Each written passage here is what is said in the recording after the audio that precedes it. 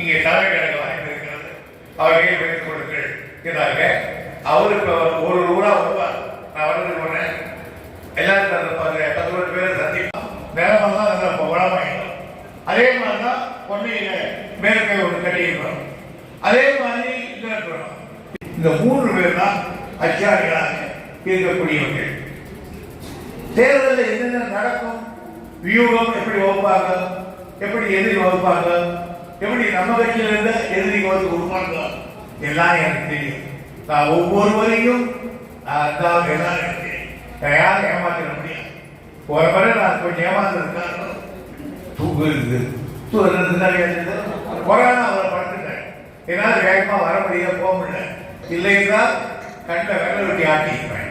ஆனால் சில துரோகங்கள் சேர்த்து நடத்தினாங்க, அதுவே எனக்கு தெரியும். ஆகையினால் அந்த துரோகிகளை களை எடுத்து விட்டு தேர்தலை வெற்றிகரமாக நடத்தக்கூடிய ஆற்றல் துறைமுகங்களுக்கு உண்டு. நான் வைத்துக் கொள்ள வேண்டும். நான் யாரையும் மன்னிப்பேன், ஆனால் கட்சிக்கு துரோகம் பண்ணுகிறதை மன்னிக்க மாட்டேன். என்னையே கொல்ல வந்தால் கூட மன்னிப்பேன்.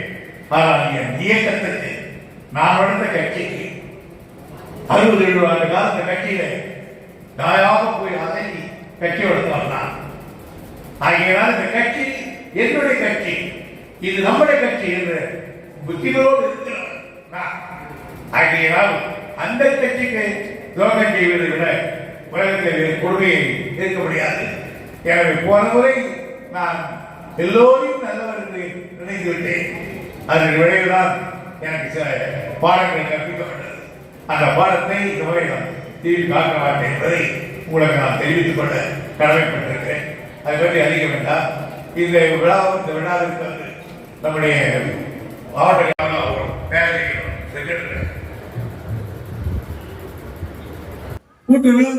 கூட்டுறவு கடனாகவே தள்ளுபடி அப்படின்னா நீங்க கேட்கலாம். கொடுக்க போற 11 கோடி தள்ளுபடியாக ஒரு தடவை எல்லாம் எல்லாம் தள்ளிட்டு தள்ளிக்கிட்டே இருந்தா சத்தா நடக்காது. ஆகையினால கூட்டுறவு நீங்க வாகன கடனை திருப்பி கொடுத்தாங்க அரசாங்கம் நடக்க முடியாது என்று தெரிவித்துக் கொண்டு நம்முடைய தொகுதியில் உறுதி வைக்கிறார்கள்.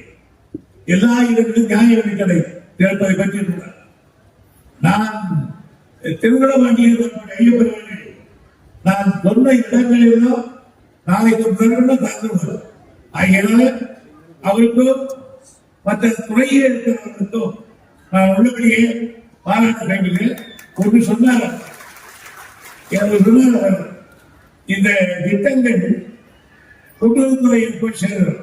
நாளைக்கு எல்லாம் இந்த பொங்கல் வருது, பொங்கலுக்கு கூட அவங்க கூட்டுறவுத்துறை கொடுக்க போறோம். ஆகையினால் இந்த கூட்டுறவுத்துறை கடைகளிலே நியாய இருக்கிற நண்பர்கள் சரியாக நடந்து கொள்ள வேண்டும்.